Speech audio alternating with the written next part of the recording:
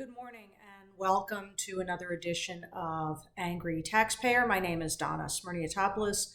If you haven't already done so, please be sure to hit like and subscribe to my channel. You can also write to me at savenorwalknow@gmail.com. That's SAVENORWALKNOW@gmail.com.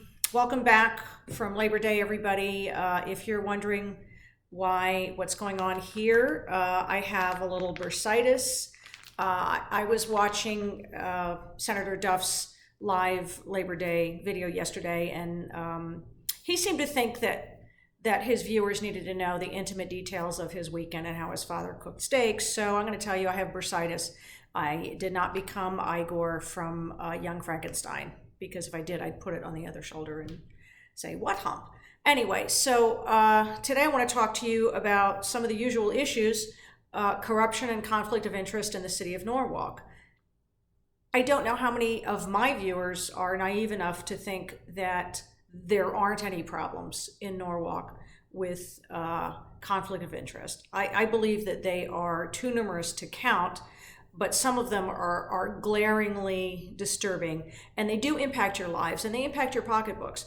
So the youngest member of the Common Council is Eloisa Melendez. She would be the first person to tell you that with great glee. The youngest ever. And somehow the youngest member of the Common Council became the chairperson of the Ordinance Committee. That's a very powerful position. And I don't think it's an accident that she wound up there. Now, the chair of the party, as you should know, is Ed Camacho. He's been the chair at least since 2013. And Eloisa, I believe, has been on the Common Council since 2013. She's rotating off this year. There are a lot of issues here surrounding the Norwalk Democratic Town Committee and the person in charge of it.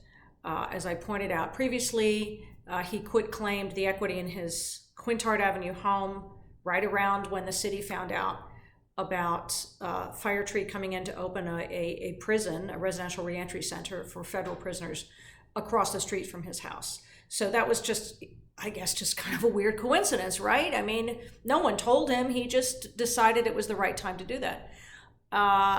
There's also a track record of delinquencies on automobile payments. I don't want to get into somebody's personal dirt in a YouTube video, but this person is the chair of the biggest party in the city with about 19,000 registered voters. And he's not paying his car tax on time, and there's a pretty consistent pattern of delinquency and tax liens on his automobile. And I know he was at the beach for the Ella Key Donkey Fence baseball softball game a few weeks ago. So maybe he Ubered. Maybe he knew that he wasn't allowed to park at the beach. I don't know. The more alarming and disturbing problem is relates to his position at Ventura Law. For those of you who are not aware, Purdue Pharma announced last week that they had reached, I believe, an $11 billion settlement to settle some of these cases that municipalities have brought against them in opioid deaths and the treatment of people who have overdosed from opioids. So the city retained Ventura to represent our interests in these cases in March of 2018. Mr. Camacho was hired by Ventura in August of 2017. After many years in solo practice, he was picked up as a partner at Ventura. Maybe it's just a total coincidence. However, the city had two other non-conflicted law firms to choose from. One of them was not only more experienced, but the law firm that was chosen by New Haven and Bridgeport, and I believe they've had more problems with opioid-related health problems, costs, and deaths than Norwalk has. So why choose the most conflicted firm? Now, Mr. Coppola would say, well, they gave us the better deal. And in response to that, I would say, well, 25% of nothing is still nothing. So you want to hire the best possible firm to represent you, but also you should eliminate any potential conflict of interest.